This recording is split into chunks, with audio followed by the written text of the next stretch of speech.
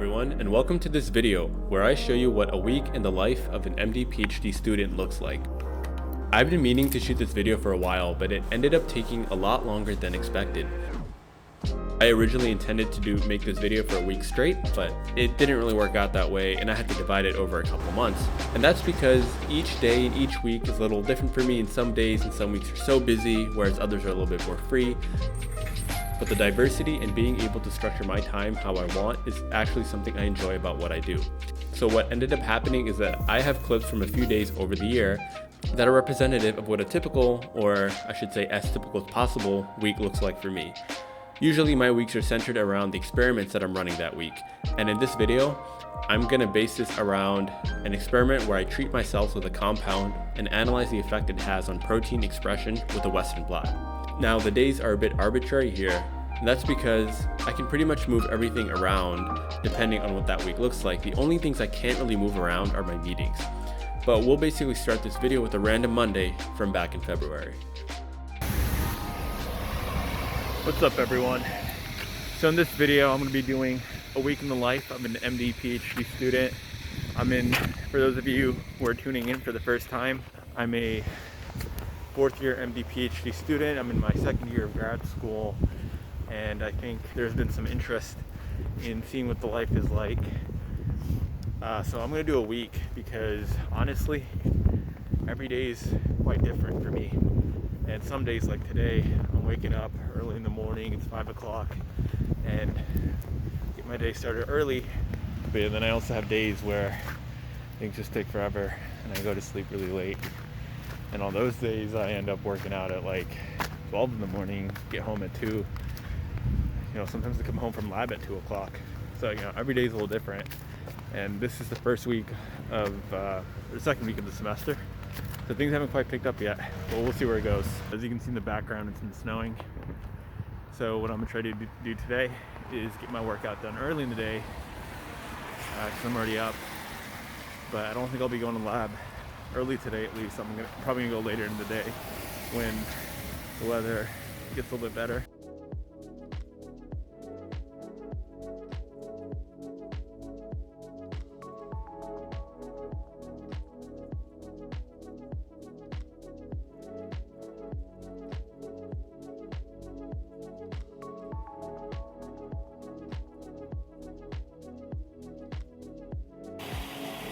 And then I sat down to do some data analysis.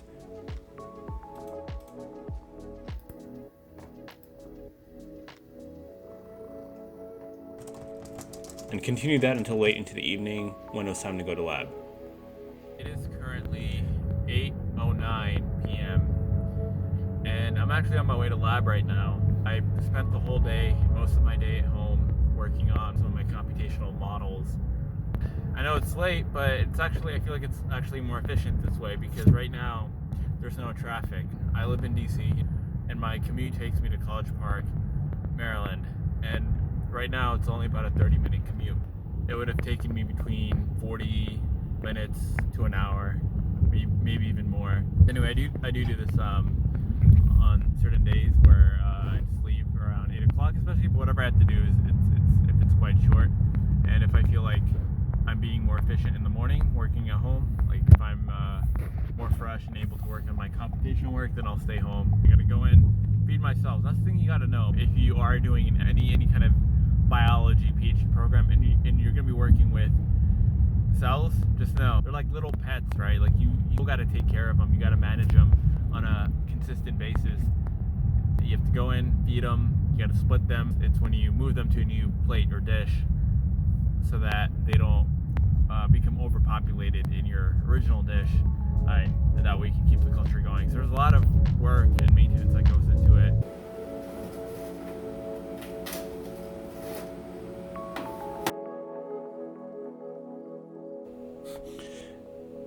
Yeah, sometimes when I'm leaving the lab late at night, I'm literally the only one in the building. It's a ghost town in here.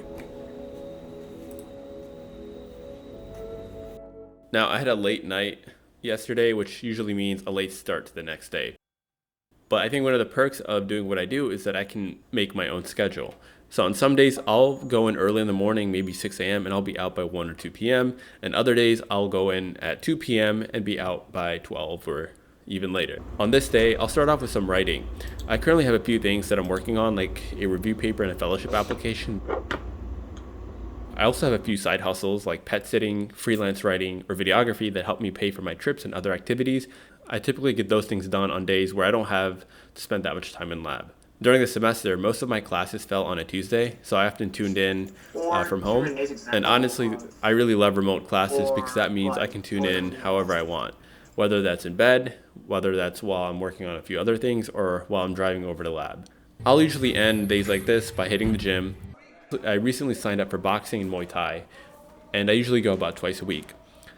Now this clip isn't from the gym that I normally go to because I didn't feel like shooting while I was training, but it's actually from a separate clip that I took while hanging out with a friend in Vegas. Alright, so now it's Wednesday and my cells are ready. So today I'll begin the Western blot. A Western blot is a technique that allows us to separate and identify proteins and then compare their expression. I'm going to give you a very brief explanation of how this works. The goal here is to separate proteins by size and then identify them with an antibody specific to the protein of interest. To run the Western blot, I first extract protein from my treated cells.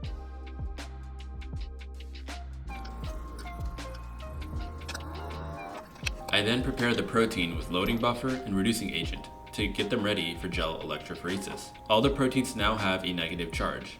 Once the protein samples are ready, I carefully load them into a gel along with protein ladders.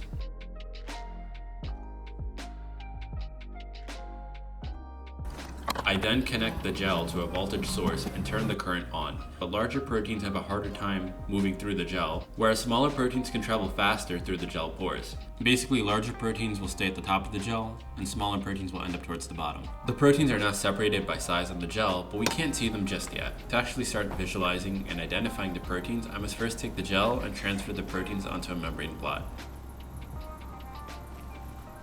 This membrane can then be probed with a primary antibody which specifically binds to the protein I'm interested in. Afterwards, I add a secondary antibody that binds to the first one. The secondary antibody is useful because it reacts with the chemiluminescent reagent to produce a signal. And this signal is essentially proportional to the amount of protein I have. Now in the end, this allows me to see how much protein is being expressed in each sample, and I can then compare the expression between the groups I'm interested in.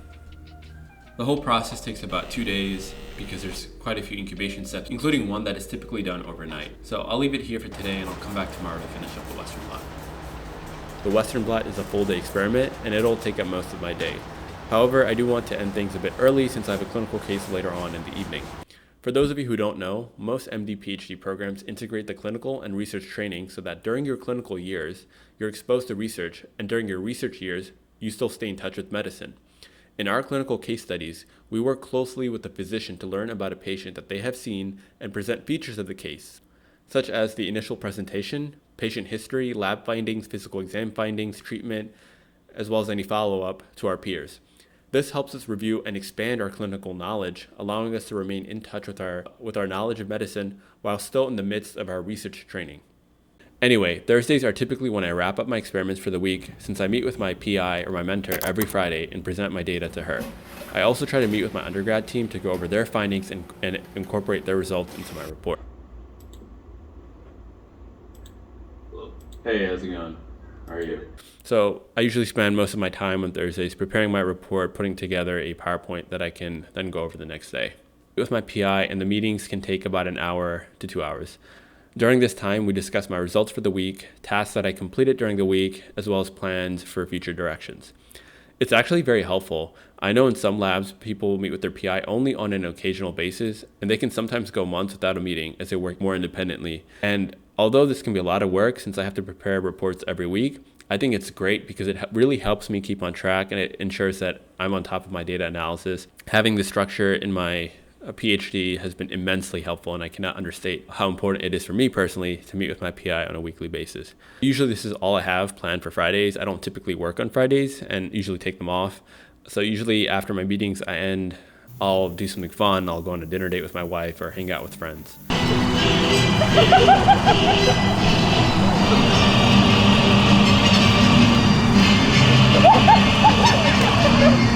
Honestly, my weekends vary a lot.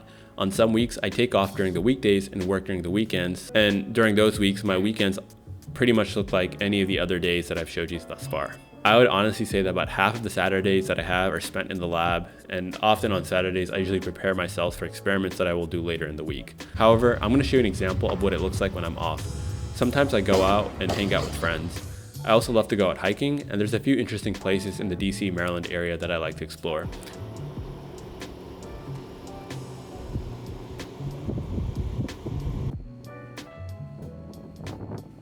Some days I just sit at home and work on videos or other creative endeavors.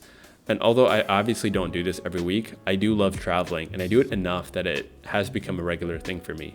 Before COVID, I would go travel about once a month, and I stopped during the lockdown, but I've started picking it up again more recently. This is something that I love doing. It really helps me keep sane while going through the whole MDPhD training process. Sundays. Once again, my Sundays can be like my Saturdays in that they look different every week. However, I do try to use one day a week to prepare for the week ahead. I try to prepare my calendar and my meals on this day. Anyway, I hope that gives you a basic idea of what a typical week looks like in my life. Thanks for watching, and if you have any questions, be sure to leave them below. If you enjoyed this video, please subscribe.